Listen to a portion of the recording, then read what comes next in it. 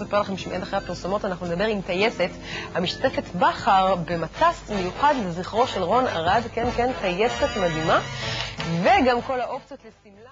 יעל רוזן חיפשה עיסוק מעניין אחרי שעברה תקופת גירושים קשה, אחרי שחיפשה באוניברסיטה, אחרי חוג מעניין ולא מצאה, פתחה דפי זהב ונרשמה לבית ספר לטיסה. היום היא טייסת מוסמכת, וביום רביעי תשתתף במטס ההזדהות עם רון ארד, חנוכה עם רון בלב. בוקר טוב לך. בוקר אור. תשמעי, לפתוח דפי זהב ולהגיד זהו, זה מה שאני רוצה לעשות, להיות טייסת מבין כל הדברים שיכולים להיות. איך זה נולד דבר כזה? כן, זה ממש לא התחיל ככה. זה התחיל ממש כסתם שעמום. הייתי בשעמום בחיים, אחרי תקופת גירושין מתישה. וחיפשתי משהו מעניין, שממש יהיה בשביל עצמי. וראיתי מודעה בעיתון שבית ספר לטיסה אביה, והרמתי טלפון, שאלתי את ההורים שלי, הם אמרו לי, יאללה, בסדר, נו, לכי על זה. ההורים שלך, ואני יודעת שעשו לך, או הם או הסביבה הקרובה, עשו לך אחר כך בעיות כשהתחלת ללמוד. בהתחלה התלהבו, חשבו, נו, בסדר, היא תעלה לסיבוב וילך לעניין הזה, היא תרד מזה. אבל אחרי שעליתי לסיבוב לא רציתי לרדת, ולקחתי את זה ברצינות, ואז, אוקיי, לא אהבו את זה, כי זה גם הרבה כסף. גזל ממני הרבה זמן. הייתי עוזבת בבוקר מוקדם מאוד לטיסות, ובלילה מאוחר מאוד לשיעורי ערב, תיאוריה. והם אמרו שאת מבזבזת את הזמן? הם אמרו שיש דברים יותר חשובים לעשות עם הכסף.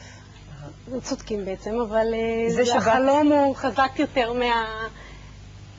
מהמציאות. זה שבאת מבית דתי גם היה איזשהו, עשה איזשהו אפקט, את יודעת, חיזק דווקא את זה שהם אמרו, לא, אנחנו לא רוצים שתהיי טייסת?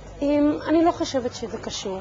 אני חושבת שכל אישה שהולכת ועושה משהו שהוא קצת שונה מהרגיל, אנשים מרימים גבה וכולו, אני לא חושבת שזה קשור. מבחינה הזאת אנחנו משפחה מאוד פתוחה. אנחנו רואים אותך מטיסה את המטוס באחת מהטיסות שלך. היום, כמה שנים כבר את טייסת? 9 שנים. 9 שנים. ואיזה מטוסים? כמעט כל אחד מנועים. כל אחד מנועים שזה אומר לאנשים שאין להם מושג? צסנות, פייפרים, דלינים, מונים, יש המון סוגים של מטוסים. איך אנשים מגיבים כשהם רואים אותך? עדיין אנשים מופתעים כשהם רואים טייסת ולא טייס? מופתעים ואפילו רבים. מה זאת אומרת? כולם רוצים לטוס איתי. זה בא בהפוך. ממש בהפוך, ממש בהפוך. אני עושה הרבה טיסות התנדבות, אני טיסה ילדים חולים. יום חמישי יש הטסה של 30 ילדים מהקים כפר סבא, מטעם טייסת 10. ואני מטיסה אותם, וכולם יריבו, כולם ירצו להיות במטוס שלי. וזה כבר ניסיון. את זוכרת את הטיסה הראשונה שלך? בוודאי. מה מרגישים? אני זוכרת שרגל ימין רעדה לי ללא הכרה.